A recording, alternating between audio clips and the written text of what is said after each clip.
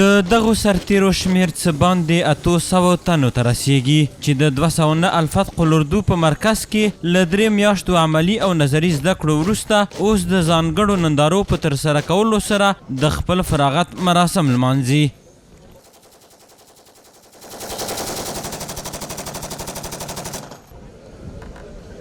نن ورځ د 209 الفتح الاردو قمندانۍ اړوند د ښوونیز صحاوي مرکز څخه 850 نفره مجاهدین فارغ شول.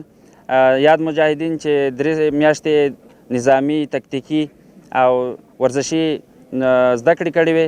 غیورو ولسونو ته اطمینان او ډاډ ورکم چې انشاءالله العزیز د دې قهرمانو اتلو باشهامتو اسلامی او ملي اردو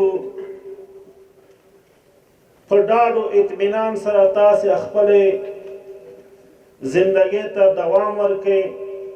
ورته مهال د بلخ د علماو شورا رئیس او یو شمیر نور د نظام په لیکو کې د روزل شوو ځوانانو رول مهم بولي او د دوی ترمنځ پر یووالي او برابرۍ ټینګار کوي. امروز از مدرسه انسانیت فارغ شدیم، امروز از مدرسه اسلامیت فارغ شدیم، امروز از نظام اسلام فارغ شدیم. بناهن دوستای عزیز، مهمترین چیزی هست که انسان را طلب می‌سازد غرور و نااتفاقی است.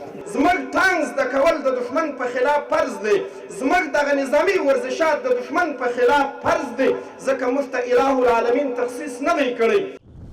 بلخوا د دغه مرکز څخه فارغ شوو کسانو هیوادوالو ته د صادقانه او پر وخت خدمت کولو ژمنه وکړه.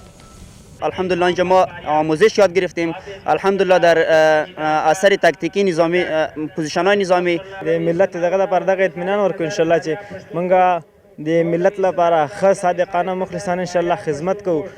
د یادونې وړ ده چې د دغو مراسمو په پای کې په نظامي څانګو کې روزل شوو سرتیرو ته د فراغت سندونه ورکړل شول او ترڅنګ یې د دغه مرکز څخه د دیني زده کړو په برخه کې فارغ شوي کسان هم وستایل شول.